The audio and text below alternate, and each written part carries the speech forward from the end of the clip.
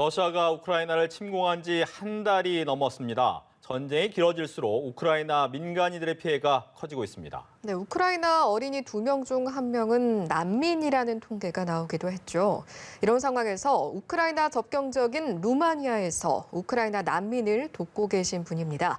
김성진 굿네이버스 긴급 구호 상황실장 화상으로 연결해서 자세한 현지 상황과 지원 방안 들어보겠습니다. 실장님, 안녕하십니까? 네, 안녕하세요. 네, 예상보다 전쟁이 좀 길어지고 있는데 사상자도 속출하고요. 실장님께서는 현재 루마니아 남부 도시에 계신다고 하는데 우크라이나에서 어느 정도 떨어져 있습니까?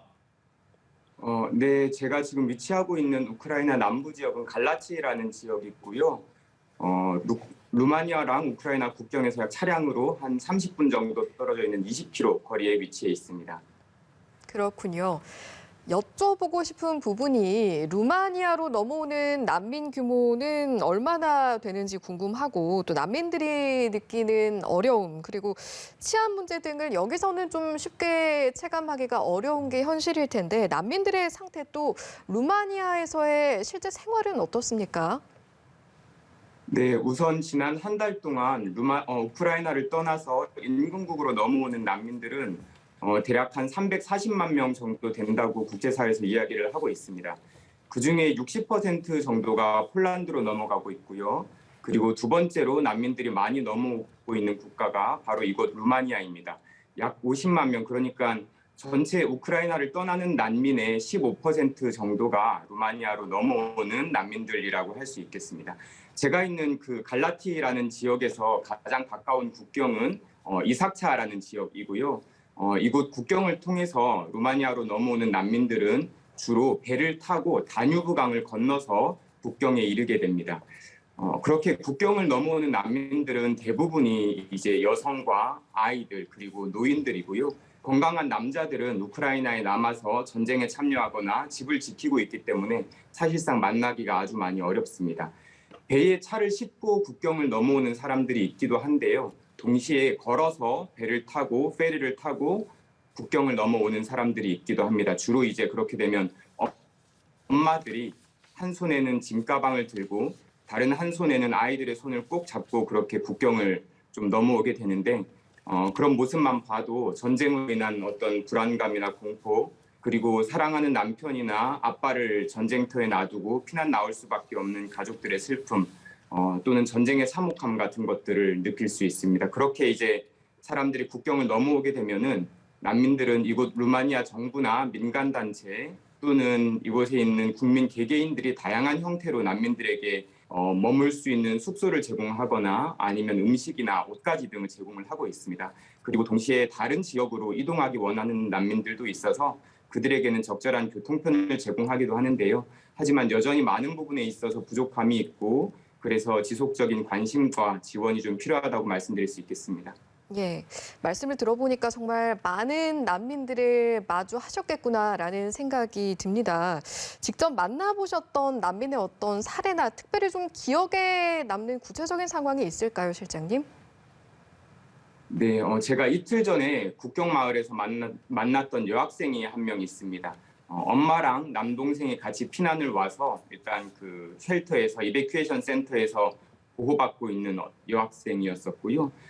그 학생은 원래는 이번 3월에 우크라이나에 있는 의대에 진학하기로 입학 허가를 받고 대학 입학 준비를 하고 있던 학생이었습니다. 그런데 갑자기 전쟁이 나면서 대학교를 진학을 하지 못했었습니다. 그 친구의 고향 친구 중에 한 명이 같은 대학교에 입학을 했다고 하더라고요. 그래서 이제 본인의 친구는 먼저 대학 입학을 준비하러 6월 달에 먼저 이제 대학교가 있는 지역에 가서 집도 구하고 입학할 준비를 하고 있었는데 그러던 차에 마침 이제 전쟁이 터졌었고 그 와중에 그 친구가 가장 친한 친구가 폭격 때문에 사망하게 됐다고 이야기를 전해 들었습니다. 그래서 그 친구가 이제 제가 만난 그 여학생이 친구는 죽었고 자기는 살았는데 이게 잘된 일인지 아니면 너무 못된 일인지 안 된 일인지 자기는 너무 마음이 힘들고 어렵다 그렇게 좀 이야기를 하고 있고 그러면서 또 동시에 고향에 남아있는 전쟁에 참여하고 있는 아빠가 너무나도 걱정이 많이 돼서 어떻게 될지 모르는데 이런 것들 때문에 전쟁이 너무 싫고 무섭고 어렵다 이렇게 이야기하던 여학생의 모습이 가장 좀 많이 기억에 남습니다. 네. 우크라이나 내부에 대한 지원도 시작했다라고 들었습니다. 현재 우크라이나 내부 사정은 어떻습니까? 네, 지금 우크라이나 내부 지역은 지금 뉴스에도 계속 말씀하시고 있는 것처럼 전황이 좀 계속 바뀌고 있는 것은 사실입니다. 이곳 갈라치 지역에서 가장 가까운 우크라이나의 대도시는 오데사라는 인구 100만 명 정도가 살고 있는 도시인데요. 그 지역에도 최근에 흑해에서 러시아 전함에서 폭격을 시작했다라는 이야기가 있습니다. 그래서 오데사로부터 많은 국내 실향민들이 발생할 것으로 보이고 루마니아 국경으로 넘어오는 난민들도 훨씬 더 급격하게 증가할 것으로 보이고 있어서 이곳 루마니아의 정부라든지 난민들을 지원하는 민간단체들도 긴장감을 더 가지고 준비를 하고 있는 모습이기는 합니다. 네.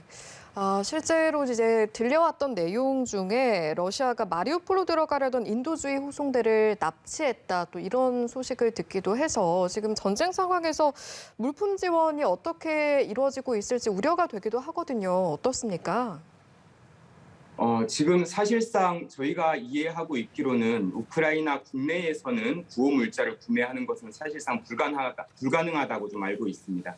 그렇기 때문에 대부분의 구호 물자가 인근 국가인 루마니아나 폴란드에서 구매가 이루어져서 우크라이나 국경을 넘어서 내부로 지원이 되고 있고요. 주로 대량의 물건들을 옮겨야 되기 때문에 커다란 트럭을 통해서 국경을 넘어가고 있습니다. 저희 굿네이버스에서도 지난 3주 동안 약 100톤이 넘는 밀가루, 식용유, 설탕, 통조림 같은 식품류들을 중심으로 지원을 하고 있고 의약품에 대한 지원도 지금 계획을 좀 하고 있는데요.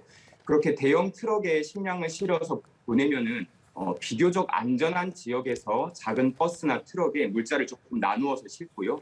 그리고 나서 그 소형 자동차들이 전국 각지로 흩어져서 물자를 이동해서 지원을 진행을 좀 하고 있습니다. 그런데 지금 현재는 우크라이나 내부에서 정부라든지 민간단체들이 어느 정도 이런 조정 역할을 진행을 하고 있는 모습이라고 할 수 있는데 하지만 전쟁이 길어지고 피해가 점점 확산되면은 이러한 인도적 활동도 또는 정부의 기능도 어려움을 경험할 수 있기 때문에 하루빨리 전쟁이 종식되고 평화가 찾아오기를 바라는 마음입니다.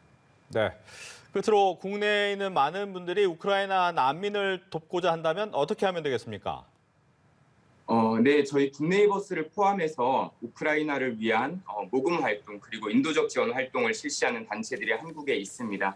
이러한 단체들을 통해서 모금에 참여하시거나 우크라이나를 도우실 수 있으니까요. 지속적으로 관심과 지원을 해주시면 감사하겠습니다. 네. 알겠습니다. 오늘 안내해 주신 말씀 통해서 또 많은 도움의 손길이 우리 난민들에게 가서 닿았으면 좋겠습니다. 오늘 말씀 고맙습니다, 실장님. 감사합니다. 네, 지금까지 루마니아에 있는 김성진 굿네이버스 김국고 상황실장과 이야기 나눠봤습니다. 네.